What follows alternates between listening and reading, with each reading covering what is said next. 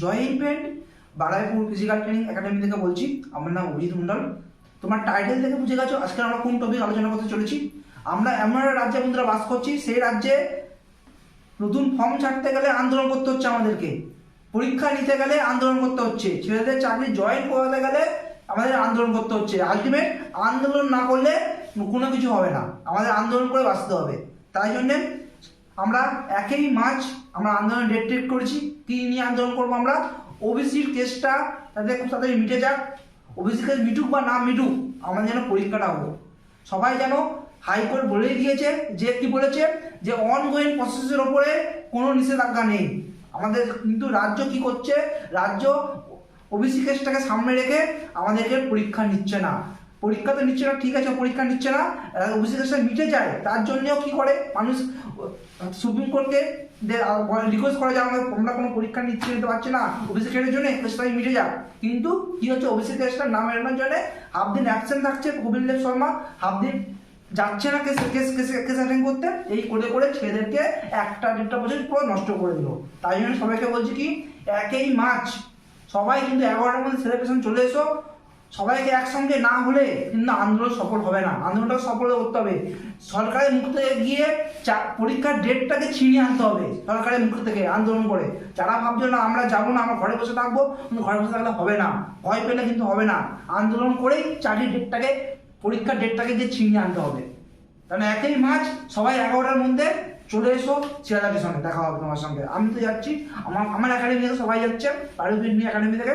তোমরা এসো, আন্দোলনটাকে অনেক জোর করো, যাতে সরকার ভয় পায়, ভয় পেয়ে ডেটটা দিতে পারে। এটা সবাই জানো, ওবিসি কেসটা কিন্তু কোনো কেসই নয়। ওবিসি কেসটাকে আলটিমেট হাইকোর্ট বলেই দিয়েছে। হাইকোর্ট কি বলেছে, যে অনগোয়িং প্রসেসের উপর কোনো নিষেধাজ্ঞা নেই। সরকার গাফলতি করছে, ইচ্ছা করে তাদের তোমাদেরকে জয়েন না করাতে হয়, না তোমাদের মাইনে দিতে হয়। মায়ের টাকাগুলো নিয়ে কী করবে? ভাতা দেবে। আলটিমেট কিছু না, সরকার বলছে চাকরি আমি দেবো না, আমি তোমাদের ভাতা দেবো, ভাতা দিয়ে তোমার খুশি হও। আমাদের ভাতা লাগবে না, আমাদের লাগবে চাকরি। আলটিমেট আমাদের পরীক্ষার ডেট লাগবে, আর কিছু লাগবে না আমাদেরকে। রাজ্যে তো চাকরি নেই, রাজ্যে স্কুল মাস্টার বন্ধ চলে, স্কুল মাস্টার নিচ্ছে না, স্কুল মাস্টার শেষ, স্কুল মাস্টার লাইফ শেষ। যত যাও পুলিশটা নিচ্ছে, পুলিশটা একটা রিকমেন্ড করছে, 1 বছর 2 বছর করে টাইম নিয়ে একটা রিকমেন্ড কমপ্লিট করছে। সে এর আগের রিকমেন্ডগুলো ওরাম পরীক্ষা নিচ্ছে না, পরীক্ষার ডেট দেয় না, পরীক্ষা হয় না, পরীক্ষা নেওয়ার পরেও পরীক্ষার জয়েন্ট ডেট দেয় না।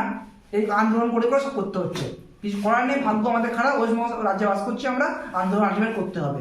1 তারিখে তাহলে কেউ মিস করো না। যারা হচ্ছে বয়স কম, আমাদের ভাবে কারো বয়স 18 বয়স, একটা রিকমেন্ড যদি পিছিয়ে যায়, তাহলে 2 বছর 2.5 বছর পর লেট হচ্ছে, তাদের বয়স কিন্তু হয়ে গেল 21 বছর হয়ে গেল।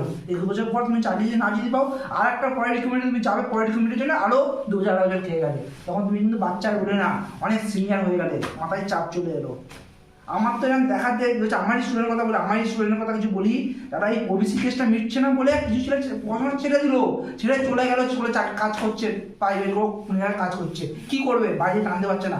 কতদিন বাইরে থেকে টানবে একটা ছেলেকে? কতদিন টানবে? ছেলেপুলের অবস্থা পুরো খারাপ, শেষ প্লিজ। এই দায় কে? পশ্চিমবঙ্গ সরকার দায়ীতে। যে ছেলে চাকরি পাওয়ার কোয়ালিটি রয়েছে, সেটা বাইরের লোক সাপোর্ট করছে না। গরিব ফ্যামিলি কি হবে? মিডিল ফ্যামিলির লোক পাচ্ছে না, সে কাজ করতে বাধ্য হয়ে কাজ করতে চলে যাচ্ছে। সে ভালো ভালো বিলিয়ন ছেলে ওবিসি কেসটার জন্য একটা ছেলে কত বছর ওয়েট করবে? 1-1.5 বছর পরে আগে ফর্ম ফিল আপ হয়েছে, 1 বছর হতে যায়, কোনো পরীক্ষার ডেট দিচ্ছে না। এক্সকিউজ একটাই, ওবিসি কেস নিয়ে কিছুই না। ওবিসি কেসটা এরা মতো করতে পারে, ঠিক আছে চলো পরীক্ষা নেওয়া হোক, তোমাদেরকে সুপ্রিম কোর্ট যেটা রায় দেবে সেই রায়ের ওপর মেনে নিতে হবে। এইগুলো একটা ফর্ম ফিল আপ তো করে দিতেই পারে। উপর দিয়ে পরীক্ষা দিয়ে নেওয়া যায় না, নেবে না, সরকার গাফলতি। যাই হোক, সবাইকে বলছি, এত কিছু বলার মানে হলো একটাই, সবাই 1 তারিখে আন্দোলনে জোর দাও, আন্দোলনটাকে ছিনিয়ে নিয়ে আসে, পরীক্ষার ডেটটাকে সবাই মিলে গিয়ে চলো 1 তারিখে মিস করো না। 11টার মধ্যে স্টেশন সবাই চলে এসো। 1 তারিখ সরকার যেন ভয় পেয়ে বলে না, ঠিক আছে পরীক্ষার ডেট তোমাদের দিলাম, পরীক্ষার ডেট এরকম ছেলে আনতে হবে, ছেলে যেতে হবে। ঘরে বসে থাকলে কিন্তু হবে না, পিঠ থেকে গেছে। লাস্ট সুযোগ, 18 তারিখে কিন্তু হিয়ারিং আছে ওবিসি কেসে। যেন সরকার তৎপরতা করে আমাদের ছেলেপুলে ভিড় দেখে যেন বুঝতে পারে না, কপিল দেব শর্মাকে বলেন আমরা পরীক্ষার ডেট নিতে পারি, কিছু আমাদের ব্যবস্থা করে, আমরা রাজ্যের পরীক্ষা নিতে পারি, এমন কিছু করতে পারে সরকার। আর কিছু বলবো না। 1 তারিখ যেন সবার সঙ্গে দেখা হয় শিয়ালদা স্টেশনে। আর কিছু বলবো না, নেক্সট ভিডিও দেখা হবে। জয় হিন্দ।